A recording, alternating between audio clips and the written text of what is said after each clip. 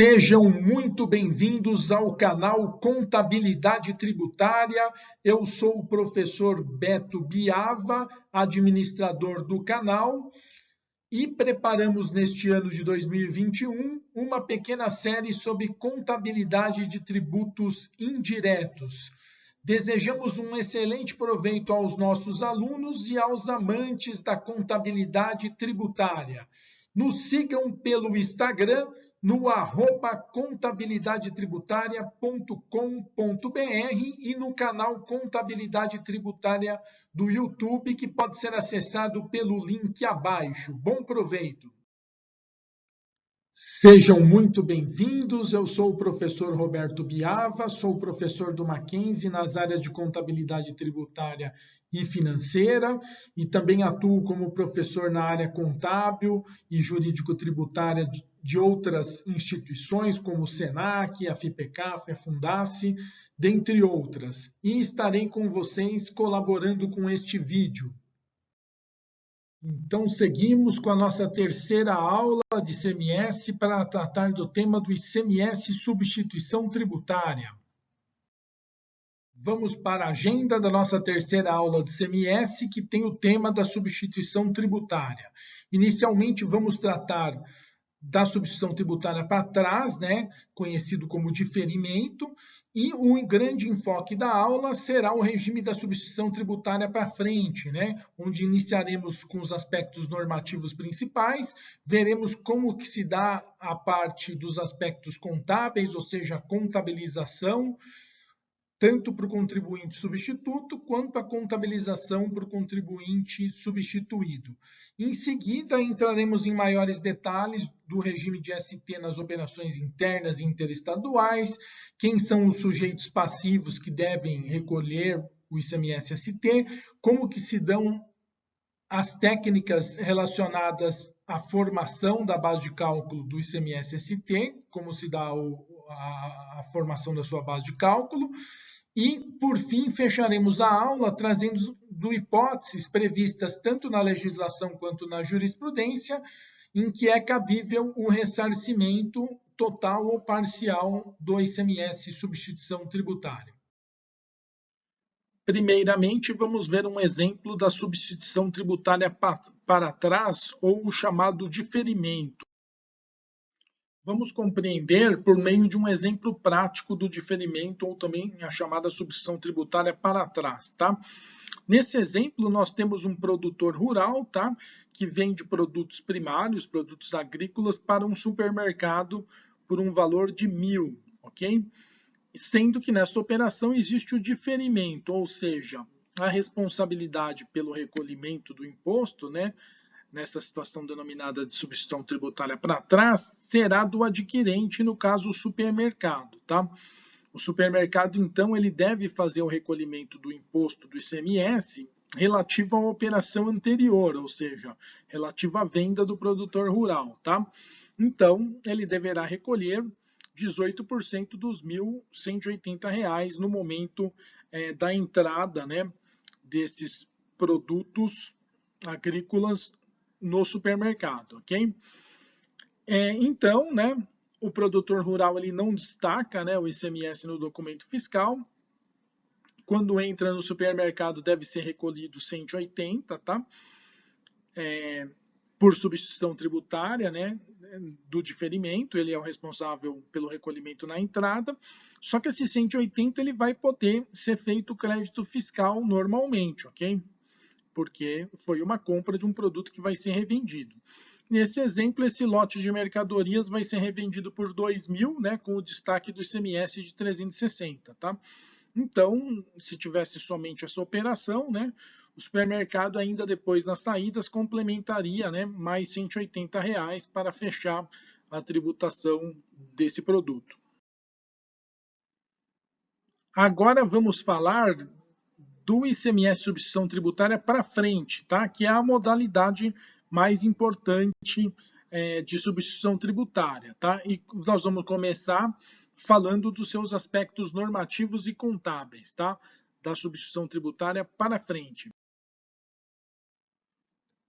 O que vimos até a aula anterior foi o regime normal de débito e crédito do CMS, também chamado de regime periódico de apuração, onde, né, na cadeia, né, existe o direito à compensação, né, do imposto, né, que foi cobrado na operação anterior, e a apuração ela é mensal, né, confrontando-se no final do mês os débitos e créditos. Todavia, nessa aula, né, vamos analisar a substituição tributária para frente, tá? Que é um regime de apuração do ICMS, no qual a responsabilidade pelo imposto, tá? Em relação às operações seguintes, né? Dos denominados contribuintes substituídos, né? Naquela cadeia comercial, com aquele produto, vai ser atribuído, tá? A responsabilidade original pelo recolhimento do imposto ao primeiro da cadeia, tá? Normalmente, o fabricante ou o importador. Em algumas situações, até o atacadista, mas principalmente o fabricante e o importador já vão ser obrigados a recolher todo o ICMS, inclusive em relação aos fatos geradores futuros que vão ser praticados pelos players denominados contribuintes substituídos, né? Normalmente atacadistas e varejistas, ok? Veremos isso nos quadros também dos slides seguintes. Esse quadro aqui é só para a gente lembrar, né, a configuração que a gente tinha visto até aqui, né, que é a sistemática normal, né, também denominada de RPA, né, regime periódico de apuração, ou sistemática de débito e crédito do ICMS. Né.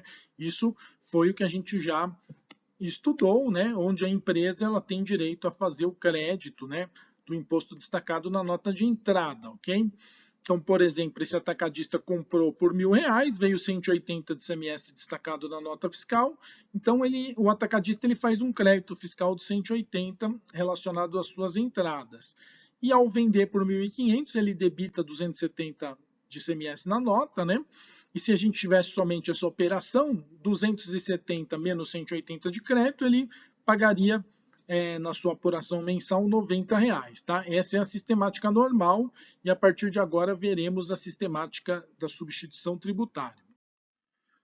O regime de substituição tributária para frente foi autorizado na própria Constituição Federal, né, através da Emenda Constitucional 3 de 93, né, que determina que a lei pode sim atribuir, né, ao sujeito passivo da obrigação tributária a condição de responsável, né, pelo pagamento do imposto, tá? Cujo fato gerador deva ainda ocorrer posteriormente. Só que ele assegura, né, a imediata e preferencial restituição dessa quantia paga caso não se realize, né, esse fato gerador presumido. Tá? E a gente rememorará as hipóteses também de ressarcimento. As regras gerais da substituição tributária elas têm que estar traçadas por lei complementar, tá? Porque cabe à lei complementar, de acordo com a Constituição, dispor sobre a substituição tributária. Tá? E existem alguns artigos específicos do regime de substituição tributária que estão presentes na Lei Candir, a Lei Complementar 87 de 96, ok? Agora, veremos um quadro simplificado, né, exemplificando de maneira didática, né, o regime de substituição tributária. Então, no nosso exemplo bastante simples, né, nós temos uma indústria, um atacadista e um varejista. Tá? Nesse caso, a gente está fazendo a aplicação do regime de substituição tributária nessa primeira operação, na operação da indústria para o atacadista. Tá? Então, nesse exemplo singelo, a indústria está vendendo para o atacadista, vamos imaginar que fosse um lote de cerveja. Tá? Vendendo esse lote de cerveja por R$1.000, tá? Só que aplicando as técnicas, né, de base de cálculo de substituição tributária, que a gente vai ver ainda vai rememorar ainda nos próximos slides, é projetado que chegue esse produto no varejo, né, para o consumidor final, por R$2.000, tá? E a base de cálculo da substituição tributária capturou isso. Então, a base de cálculo da substituição tributária é R$2.000. Então, o que vai acontecer nesse caso? Essa empresa, essa indústria vai recolher 180 de ICMS próprio, que é 18% de 1.000, e ela vai ter que complementar a carga tributária, né, para fazer a tributação plena, né, com base na base de cálculo da ST. Como a base de cálculo da ST é 2.000, se multiplicarmos por 18%, nós temos que a carga tributária total de ICMS teria que ser de 360 na cadeia toda, né?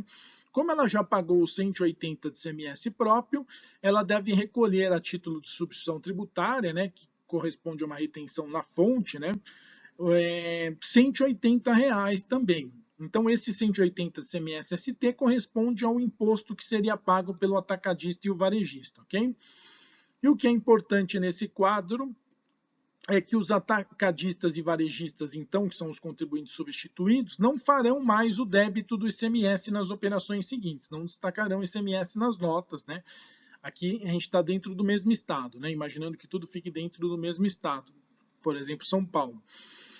E também o atacadista e o varejista não poderão fazer créditos, ok?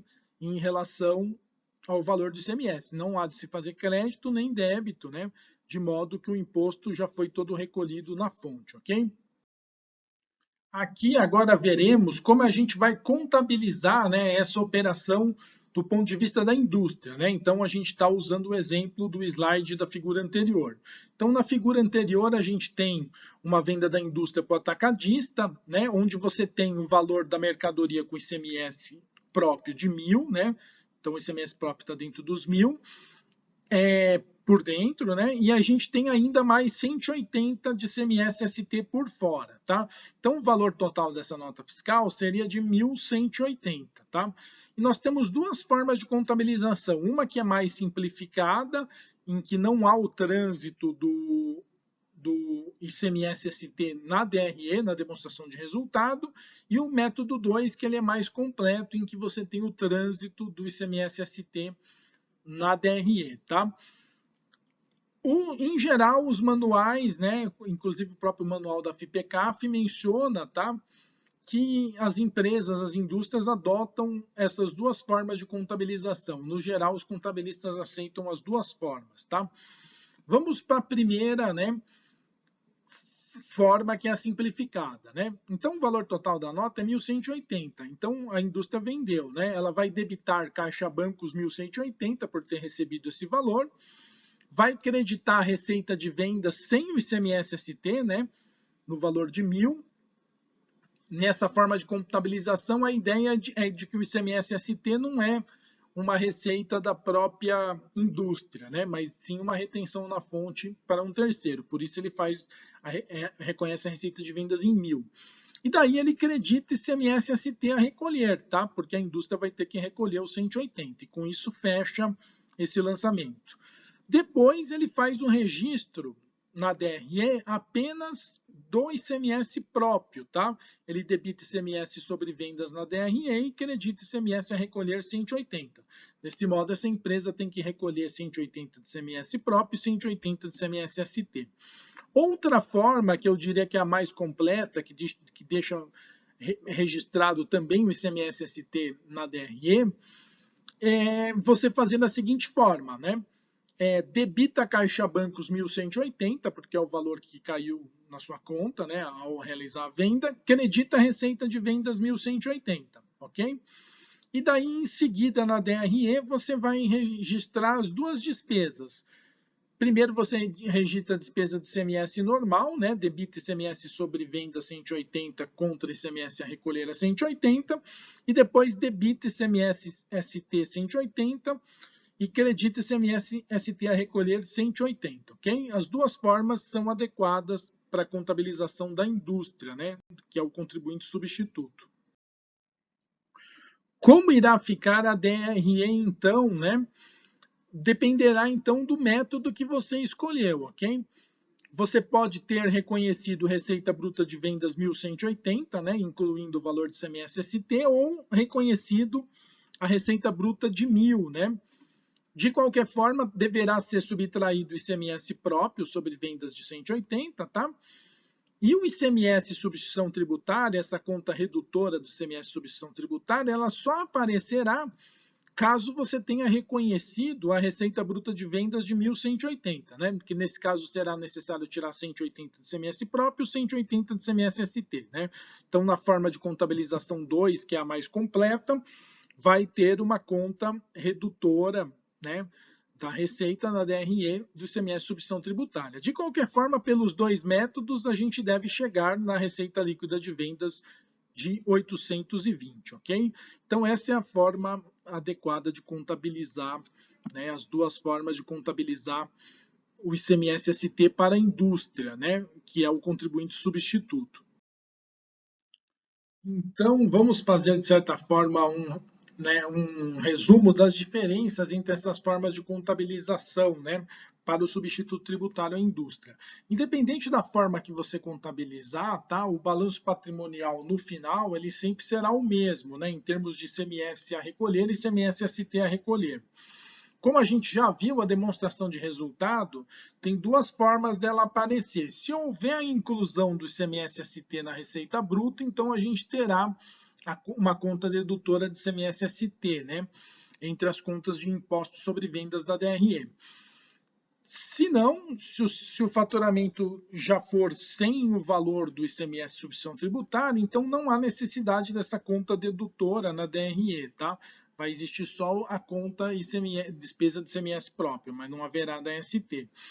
Mas um outro ponto interessante também, que é colocado pelo professor Ariovaldo dos Santos, no livro sobre demonstração de valor adicionado, é o seguinte: se essa empresa preparar, né, uma DVA, o que vai acontecer? Se ela incluir a ST como receita de venda de mercadoria, né, então os valores de ICMS substituição tributária eles vão ter que ser distribuídos, né, como valor adicionado no item impostos, taxas e contribuições, né, que justamente é um dos objetivos da DVA, é mostrar essa distribuição de valor para os mais variados players de mercado. Se por sua vez, tá, forem registradas receitas de venda sem a inclusão do ICMS-ST, tá? Então os valores de ICMS e substituição tributária, obviamente, não vão poder ser considerados como impostos, taxas e contribuições a serem distribuídos para o governo, tá? Então essas são as principais diferenças contábeis para o substituto, ok? Agora vamos analisar, né, e é mais simples essa análise, a outra ponta, né, a ponta do atacadista que está adquirindo, né, aquela mesma nota fiscal, né, onde você tem R$ 1.000 que é referente à mercadoria o ICMS, e também o ICMS próprio por dentro de 180 e mais 180 de ICMS-ST, ou seja, o valor total da nota é de 1.180. Como é feito a contabilização pela grande maioria dos comerciantes? É feito da maneira mais simples possível, tá? Vamos lembrar que esse adquirente, né, no caso o atacadista, ele não vai poder fazer nenhum crédito do ICMS, né? Mas ele não vai ter nenhum débito do ICMS nas suas operações de venda. Daí, nesse caso, ele está adquirindo por 1.180 e depois vendendo por 2.000, né? Então, vamos lá. Na sua aquisição, ele vai debitar, tá, a conta estoques, tá, por 1.180, tudo bem? Debita estoques 1.180, acredita caixa bancos 1.180. Então, o que vai acontecer? Aqui você não precisa criar nenhuma conta de ICMS a recuperar. Na verdade, os 1.180 da nota fiscal, ele será totalmente custo, tá? Depois ele vai efetuar a venda lá na frente por um determinado valor. Nesse exemplo, por 2.000, vai debitar a caixa bancos, vai creditar a receita de vendas, ok? E daí ele vai baixar o estoque, né? Imaginando que seja esse próprio estoque que ele está vendendo, ele vai baixar esse estoque totalmente, tá? Vai debitar CMV e vai creditar estoque 1.180, ok? O que é importante vocês, como contadores, né, prestarem atenção e orientarem as empresas, né, é que para o comerciante, né, ele tem que observar muito essa questão de formação de preço ou de custos, né? Observar se ele está adquirindo uma mercadoria no regime normal, que dá direito ao crédito do ICMS, ou se ele está nessa situação de estar adquirindo um produto da substituição tributária já com a retenção total do ICMS próprio e ST, tá? Porque no caso da substituição tributária, que é esse caso que a gente viu dessa contabilização, o ICMS ele é todo o custo de aquisição da mercadoria para o adquirente. Então, o nosso estoque ele vai ser pelo valor total que a gente está pagando, né, naquela nota fiscal. Então, é importante que na hora da empresa comprar a mercadoria, ela não compare só o preço, mas também considere se o produto está ou não na substituição tributária ou se ele está no regime de débito e crédito, tá? Porque isso vai afetar a parte de custo da empresa, ok? Agora vamos rememorar, né, como funciona o ICMS substituição tributária nas operações internas, ocorrendo tudo dentro do mesmo estado, ou quando existem operações interestaduais com outros estados. Então, veremos agora três figuras. A primeira representando uma situação em que o fluxo das mercadorias ocorre dentro do mesmo estado, ou seja, todas as operações internas. A segunda situação que a gente vai ver envolve operações interestaduais, quando existe acordo, convênios ou protocolos do CONFAS entre as unidades federativas para que seja pago o ICMS substituição tributária pelo remetente, ou a situação de operações interestaduais onde não existe acordo com outro estado para ser cobrado a substituição tributária do remetente, ok? Primeira situação, que é a situação mais tranquila, né? Vamos imaginar que nesse quadrado aqui seja tudo estado de São Paulo, né? Então a indústria de cerveja está no estado de São Paulo, o atacadista está no município do estado de São Paulo, o varejista também, né? E o consumidor final foi lá no varejista comprar. Então o fluxo da mercadoria ocorreu tudo dentro do mesmo estado, tá? Então, nesse caso, o substituto tributário, que é a indústria, no nosso exemplo, ele recolhe o ICMS, né, com base na base de cálculo da substituição tributária, que é uma previsão, né, do preço que vai chegar lá no varejista. Então, ele vai fazer toda a retenção do ICMS próprio e ST nessa primeira etapa, e os players seguintes, que são o atacadista e o varejista, não farão nem crédito nem débito do imposto. E chega lá para o consumidor final. Então, né, esse produto ele foi plenamente então tributado já lá na venda daquela cerveja da indústria para o atacadista. Já chegou totalmente tributado para o consumidor final dentro do próprio estado, ok? Já nesta segunda situação, a gente tem uma situação um pouquinho mais sofisticada, porque a gente tem uma indústria de Minas, né, fazendo uma operação interestadual, uma venda para o estado de São Paulo, e no nosso exemplo, há um convênio, né, ou um protocolo, no caso aí é um protocolo de autopeça, o protocolo 41 de 2008, no qual se determina, né, que o substituto tributário recolha o ICMS-ST para o estado de destino, no caso, o estado de São Paulo, tá? Então, aqui é interessante porque a gente tem, então, né, uma situação específica em que a MVA ela vai ter que ser ajustada, tá? De acordo com uma fórmula que a gente já vai ver no slide seguinte, tá? Onde é necessário equalizar, tá? A carga tributária nas operações interestaduais por conta da alíquota interestadual ser menor, tá?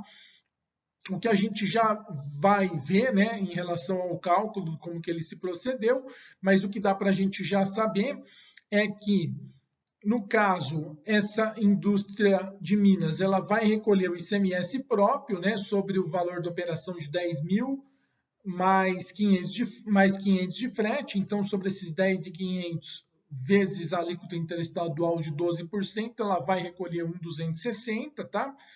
E também a gente vai ver que sobre esse valor da operação, adicionado do frete, adicionado do IPI e aplicado o MVA ajustado, né, já que a MVA original é de 40% e a MVA ajustada é de 50,2%, a gente vai conseguir chegar na base de cálculo da substituição tributária e com isso a gente vai saber qual que é a carga tributária total da operação e veremos como foi calculado, né, o ICMS-ST, né, que é justamente esse complemento para a carga tributária total, né, para que o produto seja tributado plenamente aí nesse exemplo por 18%, tá? Então, nesse caso, essa indústria recolheu adicionalmente 2.004,60 para São Paulo a título de substituição tributária, onde primeiro veremos o cálculo da MVA ajustado para depois ver o cálculo completo, ok? Antes de mostrarmos o cálculo propriamente dito, é importante dizer que existe uma fórmula, né, para modificar a MVA, né, e que a gente vai compreender no próximo slide como ela foi utilizada. Então, a gente não pode usar a MVA original do produto. A gente tem que fazer um ajuste quando tem operação interestadual e, normalmente, esse ajuste implica numa majoração desse MVA, por conta da carga tributária interestadual ela ser menor. Então, essa fórmula funciona da seguinte forma. Você pega o número 1 e adiciona a MVA original, ok? em termos de percentual. Por exemplo, se for 40%, você coloca 0,40, fica 1,40. Tá? Daí você multiplica por 1 menos a alíquota interestadual. Se a alíquota for 12%, 1 menos 12 vai dar 0,88. E depois você divide por 1 menos a alíquota interna, né? Que na maioria dos estados, por exemplo, no caso de São Paulo, vai ser 18%. Então, 1 menos 0,18 vai dar 0,82. Do produto de tudo isso, você subtrai 1 e multiplica por 100 para você chegar a quanto que é o percentual, né, da MVA ajustada que você vai utilizar. Vamos ver a aplicação, então. Então, vamos ver como foi calculado, pessoal. Então, o preço do produto era 10.000, o frete era 500, a gente tinha a informação de que o IPI era 15%, tá? Então, será 15% sobre 10.500, já que o frete está na base de cálculo do IPI. O IPI é de 1.575. Desse modo, somando produto, IPI e frete, a gente tem 12.075, tá? E agora a gente tem que aplicar a MVA, que por ser uma operação interestadual, essa MVA deve ser ajustada. Então, vamos para a fórmula, né? A MVA original é 40%. Então, 1 mais 0,40 vezes 1 menos a alíquota interestadual. Então, 1 menos 0,12, né? Dá 0,88, dividido por 1 menos a alíquota interna, ou seja, dividido por 0,82. Isso vai dar uma MVA ajustada de 50,2.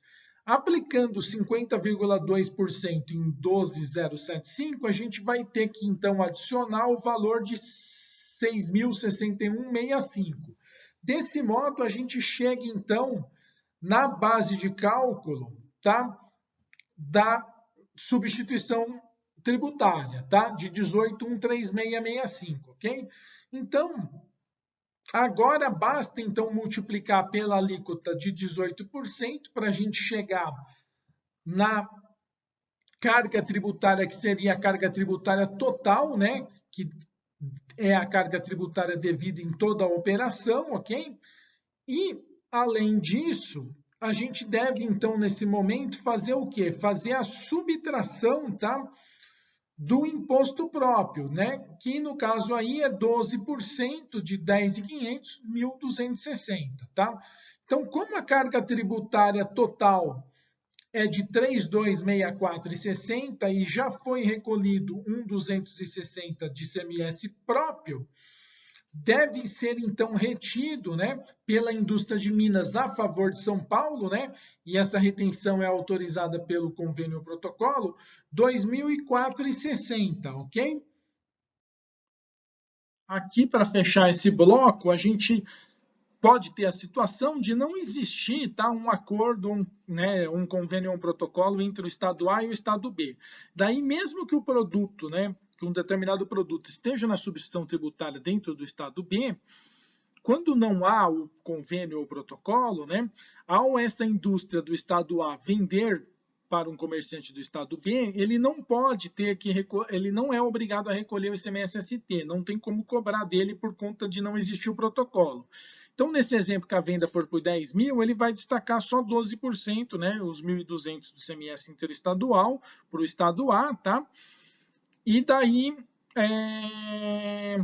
desde que não haja antecipação tributária, que a gente vai ver depois como que funciona, né? Vai seguir normal a tributação aqui no estado B, tá? Mas depois a gente vai ver uma situação especial, que é a antecipação tributária que vários estados adotam, tá? Mas nesse exemplo aqui, ele fez o crédito de 1.200 e depois realizou a venda pelo ICMS normal, tá? Ok? Então, vamos seguir, lembrando que a gente vai rememorar o Instituto da Antecipação Tributária em slides agora mais para frente. Agora, vamos conversar sobre a sujeição passiva do ICMS substituição tributária, ok? Então, iremos conversar sobre esses pontos, né? A gente já entendeu o que é o substituto tributário e substituído tributário, mas vamos ver o conceito, falar as hipóteses em que não é aplicável a substituição tributária, tá? Em que a legislação dispensa a aplicação em determinados casos, e falar da situação da antecipação tributária, tá? Que ocorre em muitos estados, como é o caso do estado de São Paulo também, né? Onde o adquirente tem que recolher a substituição tributária na entrada do Estado, ok? Quanto aos conceitos, primeiro vamos falar do que é o contribuinte substituto, né? Que na verdade a gente já compreendeu, né? O contribuinte substituto, de acordo com a lei Candir e a Constituição, ele seria aquele que a legislação tributária determinou como responsável pelo recolhimento antecipado do ICMS, tá? Que vai ser devido nas operações subsequentes com a mercadoria até chegar no consumidor final. Em muitos casos é o industrial ou o importador, excepcionalmente em alguns casos o atacadista, né? Mas ele tem que recolher o ICMS próprio das suas operações e o ICMS-ST das operações seguintes, tá? Ou seja, o ICMS que seria devido para os demais comerciantes, atacadistas e varejistas, tá? E o substituto ele tem ainda o direito, né, então, de cobrar, né, de colocar na nota fiscal o valor desse ICMS-ST, porque é um valor de uma retenção na fonte, ele passa isso no preço, né, através da nota fiscal para o seu contribuinte substituído, né? Isso tem um campo apartado onde isso é colocado na nota fiscal, ok? Por sua vez, né, o contribuinte substituído, normalmente ele é o comerciante atacadista ou varejista que vai realizar esse fato gerador futuro do ICMS, né, essas operações subsequentes, sendo que já foi cobrado o ICMS anteriormente, lá do substituto, tá? Então, a legislação tributária dispensa ele de qualquer outro recolhimento, porque o imposto, desde que o imposto já tenha sido regularmente recolhido por substituição tributária, tá? De qualquer forma, né, ele continua sendo contribuinte do ICMS e continua tendo que integrar todas as suas obrigações acessórias, emitir nota fiscal, né, inclusive informando o CFOP, Código de Citação Tributária adequado, né, indicando que esse produto já teve a retenção para o ICMS-ST, ok? E entregando e escriturando normalmente seus livros fiscais. Vamos lembrar algumas hipóteses que a própria legislação tributária dispensa a aplicação da ST. Por exemplo, vamos imaginar que uma indústria de autopeças venda autopeças para uma montadora de veículos fabricar um veículo. Então, nesse caso, no caso de integração ao consumo em processo de industrialização, não é aplicável o ICMS-ST, ok? Outro exemplo se já de antemão, mas isso tem que ser conhecido de antemão, a operação subsequente tiver amparada por isenção ou não incidência, tá? Ou poderia até ser uma situação de imunidade, por exemplo, você vender para uma comercial exportadora que vai exportar, né? Eu acrescentaria aqui também a imunidade, né? Então já não se aplicaria a ST.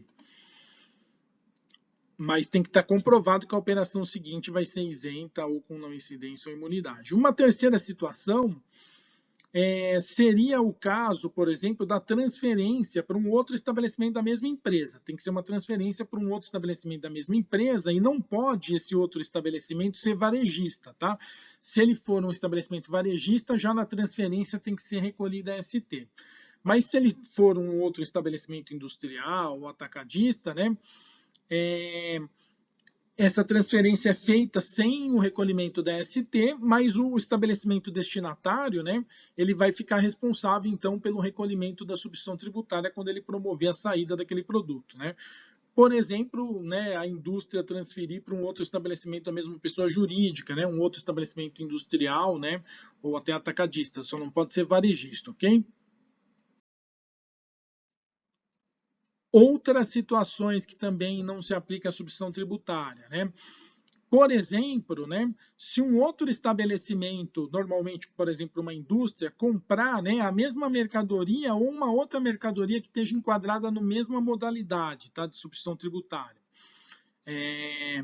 Então, o segundo contribuinte substituto, né, essa segunda indústria, ela vai ficar responsável pelo recolhimento da substituição tributária de tudo. Então, por exemplo, se uma indústria de refrigerantes e o refrigerante água mineral, eles estão no mesmo dispositivo de substituição tributária, por exemplo, no estado de São Paulo. Se uma indústria de refrigerantes comprar garrafas de água mineral de uma outra indústria, né, não vai ser recolhida a ST da água mineral nessa operação, mas nas vendas seguintes da indústria, né, tanto de refrigerantes quanto de água mineral, vai ser recolhido o ICMS-ST. Mas poderia ser o mesmo produto. Vamos imaginar que essa indústria ela faça um refrigerante X e ela compre um outro refrigerante, por exemplo, uma tubaína de uma outra indústria. Então, vai vir sem AST, e daí depois nas vendas seguintes, né, todos os refrigerantes vão ser tributados por ST, independente de serem produzidos lá ou terem sido comprados, né, desse outro fornecedor. Tá? Outra situação que a gente já viu, né, que acaba não se aplicando por falta de previsão legal, é se você vender, né, para um outro estado e não tiver um acordo, né, um protocolo ou um convênio no CONFAS que obrigue o remetente a reter o ICMS-ST ao estado de destino, tá? Onde está o adquirente. Daí não vai se aplicar ST. Mas a gente vai ver a situação da antecipação tributária no próximo slide, que alguns estados resolvem através de um outro instituto, tá? Outra situação que é clássica é se, por exemplo, né, o substituto, vamos imaginar uma indústria ou um importador, ele vender diretamente para um consumidor final. Né? Pode ser que não seja o normal da operação, mas pode acontecer. Né? Por exemplo, vamos imaginar uma indústria que tenha uma loja de fábrica e permita que seus funcionários comprem alguns produtos na loja de fábrica. Então, nessas vendas, né, ele já vai calcular o ICMS final, porque ali já está chegando para o consumidor final e não vai reter a substituição tributária, ok? Vamos agora entender o Instituto da Antecipação Tributária, né, que é muito utilizado por vários estados, tá, ok? São Paulo é um exemplo, né? Eu vou estar citando a legislação de São Paulo, mas vários estados adotam, né? Então, o que acontece? Como a gente viu, existe um problema de, em muitas operações interestaduais, em algumas pelo menos, você não ter um protocolo ou um convênio, você não tem um acordo com o estado de origem, tá? Daí, nesse caso, não é aplicável pelo remetente a substituição tributária. Então, o Estado de São Paulo e vários estados resolveu sanar essa situação da seguinte maneira, criando o Instituto da Antecipação Tributária, no qual aquele contribuinte que está adquirindo o produto numa aquisição interestadual, se vier sem a retenção por ST, ele vai ser obrigado a fazer o cálculo da substituição tributária na entrada, né? Por isso esse nome de antecipação tributária. Então, em situações que não tem acordo, convênio ou protocolo entre os estados, e a legislação do estado de destino determinar o recolhimento antecipado do imposto, coisa que acontece, por exemplo, em São Paulo, através do artigo 426A do Regulamento do ICMS São Paulo, onde ele exige do adquirente, se ele for atacadista, a antecipação do imposto próprio, e se ele for varejista, né, a antecipação do imposto próprio, e se ele for atacadista, a antecipação tanto do imposto próprio como da operação subsequente, se ele vier a vender para um varejista, ok? Aqui nesse slide é apenas um extrato da legislação do 426A do Regulamento de São Paulo, falando que na entrada no território desse estado, de uma mercadoria que está indicada, né, no parágrafo 1º, que é a grande parte das mercadorias que estão na substituição tributária, que for procedente de outra unidade da federação, né, e que o contribuinte paulista conste como destinatário do documento, ele deverá recolher antecipadamente, né, o imposto, né? Claro, desde que o imposto por ST não tenha sido já recolhido. Então, ele tem que recolher o imposto próprio e o imposto das operações subsequentes, ok? Vamos ver um exemplo prático.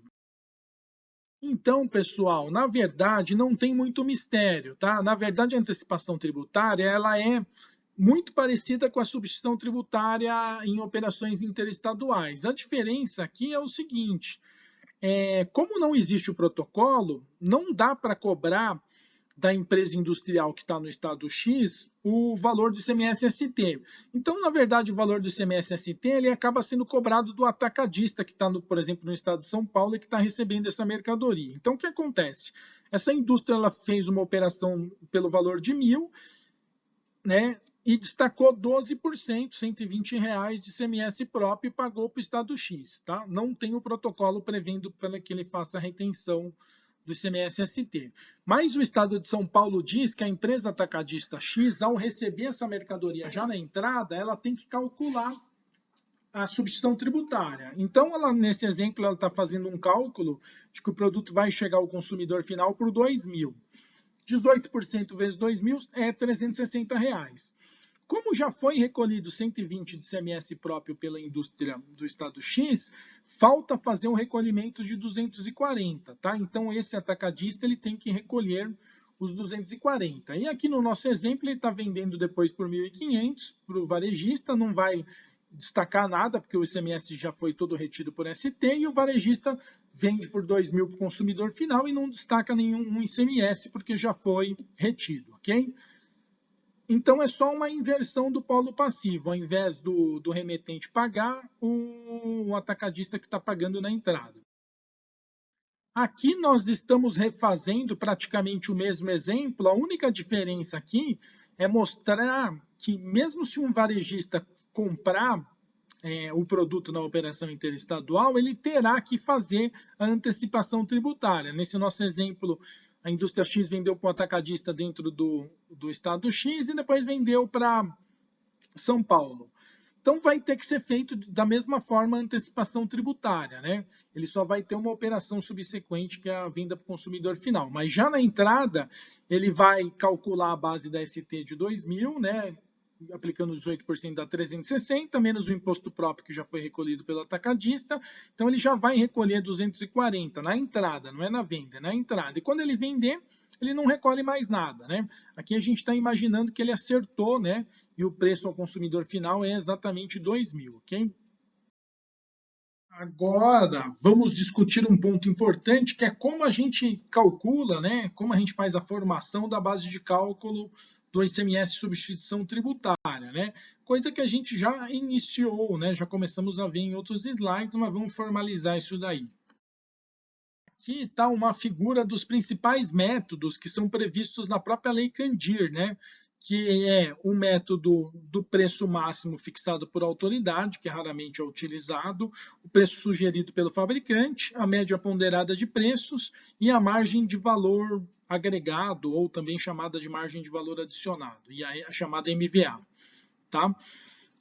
Por exemplo, o preço sugerido é muito usado pela indústria de sorvete, eletrodomésticos utiliza MVA, cerveja se utiliza de média ponderada de preços, né, feito por pesquisa, né, então a gente vai discutir um pouquinho. Independentemente da aplicação de qualquer um dessas quatro métodos ou modalidades para estabelecer a base de cálculo da ST, a gente tem que ter em mente o seguinte: o que é a base de cálculo de ST? Qual que é o objetivo dela? Tá? Então, o objetivo dessas quatro metodologias é de aferir por algumas técnicas, né, qual será o preço praticado ao consumidor final, ok? Esse é o objetivo de chegar no preço do produto lá na ponta, né, para o consumidor final, e adotar esse preço previsto como sendo a base de cálculo para fins da retenção antecipada do ICMS substituição tributária. Tá? Então, como a gente comentou, o primeiro método é muito pouco utilizado, seria a situação que, por exemplo, o governo determina um preço para um produto. Alguns doutrinadores e tributaristas entendem que esse método ocorreria, por exemplo, na situação dos remédios, onde você já tem uma certa banda de preços determinada, né, e muitas vezes esse valor, né, ele acaba sendo usado como base de cálculo da ST. Você pode ter também um preço que é sugerido pelo fabricante, né? O fisco ele tem que aceitar isso. Por exemplo, em São Paulo é editada uma portaria e tem que ser um setor que os comerciantes cumpram esse preço. Então, por exemplo, no setor de sorvete, os comerciantes, no geral, né, adotam o preço que está nos catálogos, tá? Até muitas vezes o vendedor de picolé, ele adota o preço que está naquela tabela. Então, o fisco ele aceita para o sorvete o preço que é sugerido pelo próprio fabricante ou importador. Em outras situações, né, é preciso fazer uma pesquisa de preço. Então, são contratados institutos econômicos, por exemplo, como a FIPE, a FGV, né? Por exemplo, no caso da cerveja, ele faz uma pesquisa por tipo de cerveja lá na gôndola de qual que seria o preço. E muitos produtos, que muitas vezes são gamas de produtos e que é difícil você determinar o preço específico, né? Você trabalha com a margem de valor adicionado daquele segmento, daquela gama de produtos, tá? Então também é feito pesquisas, tá? Dos preços lá na ponta e se chega numa margem, né? De valor adicionado. A gente vai ver um exemplo da aplicação, né? Em que daí a indústria ela vai pegar o preço de venda dela, vai somar frete, carreto, seguro, e acaba crescendo, então, essa margem de valor adicionado. Na verdade, a gente já viu essa técnica em slides anteriores. Tá? Um exemplo é o eletrodoméstico, ok?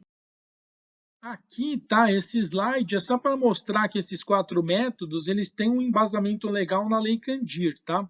Então, esses 4 métodos da MVA sobre o custo de aquisição, do preço fixado por autoridade, do preço sugerido pelo fabricante e a pesquisa de preço no mercado, todos esses 4 métodos encontram autorização, né, legal na Lei Candir, Lei Complementar 87 e 96.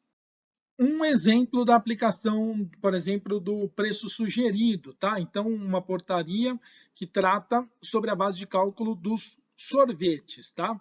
E é encaminhado pelo sindicato do setor, né? O preço que as indústrias estão colocando nos produtos e é publicada uma portaria, ok?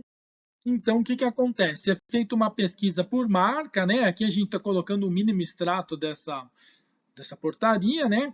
E a depender do tipo do picolé, da unidade, do tamanho, da marca dele, né? É determinado então qual que seria o valor de base de cálculo, ok? Para aquele produto, ok? Agora vamos para um exemplo de MVA, né? Na verdade a gente já viu, né? Anteriormente o exemplo de cálculo de MVA, mas vamos para um novo exemplo, tá? Então nesse caso essa empresa está vendendo o produto por 10 mil, tá? Ela está inclusive destacando o ICMS próprio, tá? De 1.890, ok? Sendo que o frete tá, compõe, né, a base de cálculo do ICMS próprio, e além disso ela está fazendo o cálculo do ICMS-ST considerando uma MVA de 45% e o IPI de 15%, tá? Veremos em seguida o cálculo, né? Onde se chegou numa base de cálculo da ST de 17.509 e tem-se, né, uma carga tributária total, né, de 3.151 para ser recolhido, tá?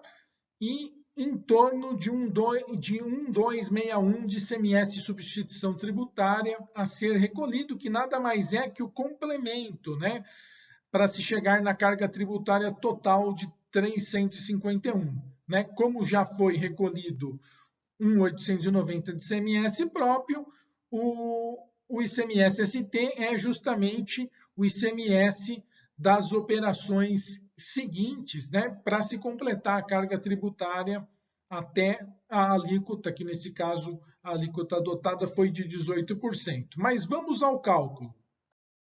Então, vamos ao cálculo. O preço do produto é 10 mil. Nesse exemplo, a gente tem 500 de frete, tá? E tinha a informação de que o IPI era 15%, tá? Portanto, o IPI é de 1.575, que corresponde a 15% de 10 mil do produto, mais 500 do frete, que está na base de cálculo do IPI, ok? Então, produto 10 mil, IPI 1.575, frete 500.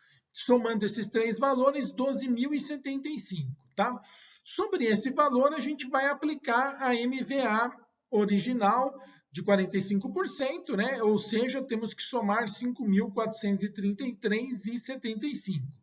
Deste modo, a gente chega na base de cálculo da substituição tributária de 17.508,75.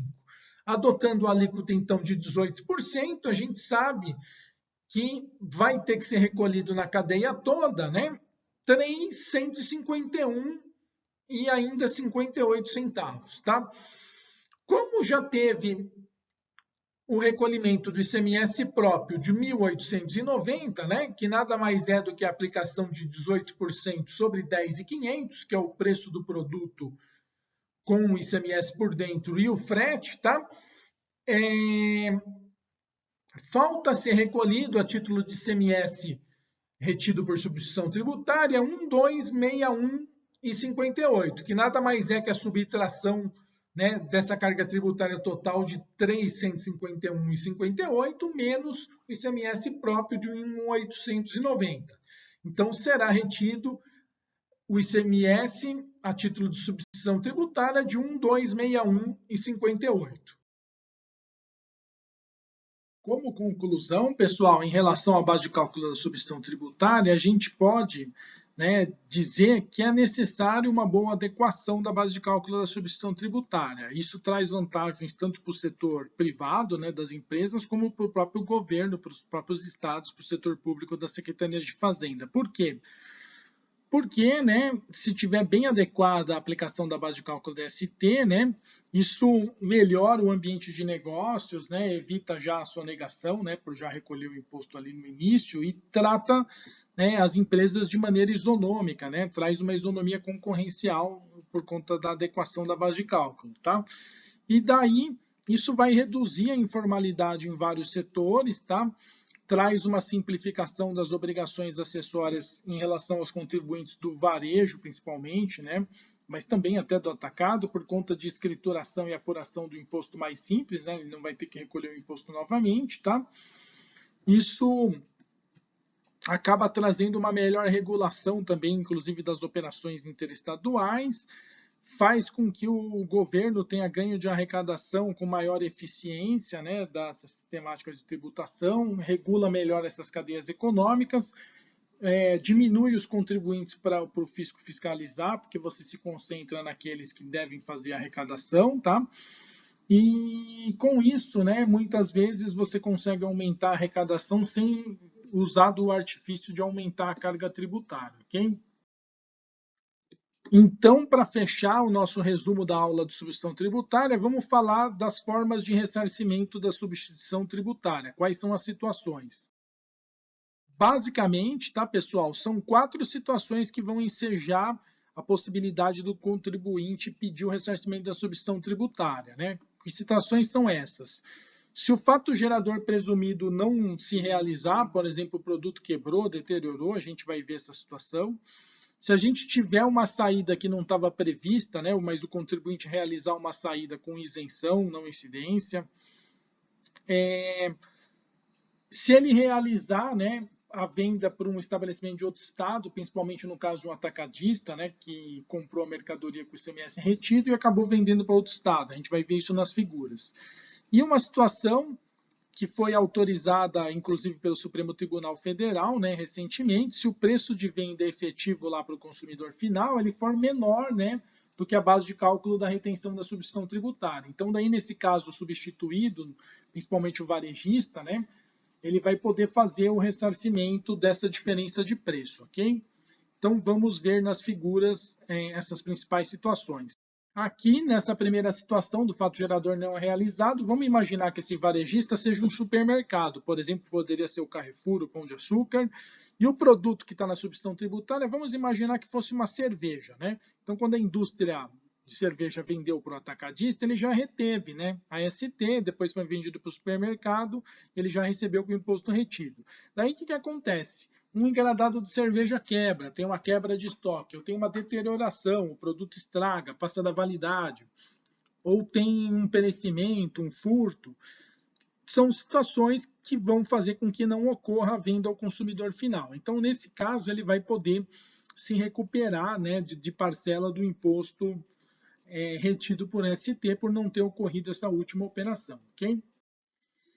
Outra situação que poderia ocorrer é você ter uma venda com isenção, né?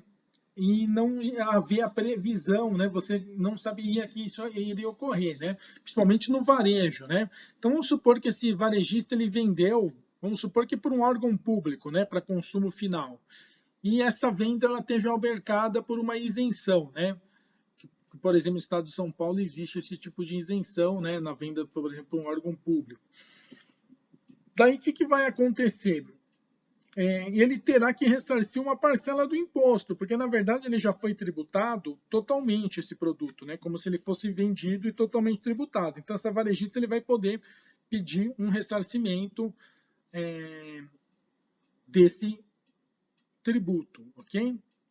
E aqui uma situação que acontece mais com empresas atacadistas, muitos atacadistas pedem esse ressarcimento. Vamos imaginar que a indústria vendeu esse lote de mercadorias, né, por exemplo, a cerveja, para o atacadista e reteve o ICMS próprio e o ICMS ST. Ele reteve imaginando que essa cerveja seria tomada por um consumidor final, né, que compraria num varejista de São Paulo. Só que essa empresa atacadista ela resolve vender esse lote de cerveja para um bar ou para um supermercado do Rio de Janeiro. Daí, o que acontece? Nessa outra operação, é uma operação interestadual, ok? Inclusive, nesse caso, né, por ser uma operação interestadual, ele tem que fazer o débito dos 12% normalmente, sendo que ele já tinha recolhido para o ICMS-ST, tá? E o recolhimento, inclusive, já tinha sido da carga tributária total. Então, o que acontece? Esse valor de ICMS de 360 que tinha sido já recolhido lá na indústria, tanto de ICMS próprio quanto de ICMS-ST, ele vai poder ser recuperado nessa situação. E nesse caso, o atacadista ele pode pedir essa recuperação, tá, desse valor. Só que ele tem que pagar esses 12% sobre os 1.500, que é o 180, nessa operação aqui interestadual, ok? Ele recupera o imposto normal da operação anterior fazendo crédito nessa situação excepcional e ele pede o ressarcimento dos outros 180 que foi recolhido a título de substituição tributária, ok? E para fechar aqui na nossa última situação que a gente vai ver, tá? Uma situação que foi autorizada pelo Supremo Tribunal Federal. Então, a indústria reteve com uma base de cálculo de substituição tributária de 2.000, mas o supermercado ele fez uma promoção das cervejas e vendeu aquele lote por 1.800.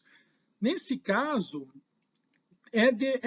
cabe uma restituição, né, parcial, né, da diferença entre a base de cálculo efetiva de 1.800 para 2.000. Então, sobre esses R$ 200 de base de cálculo, né, a gente vai aplicar a alíquota, né? Se for 18%, vai ser 18% de 200, vai dar R$ 36. Então, esses R$ 36 ele vai ter que ser devolvido, então, para o supermercado, para o varejista, né? Mas ele vai ter que fazer toda uma comprovação, né, de que ele vendeu por 1.800 e que o imposto já tinha sido retido por 2.000, tá?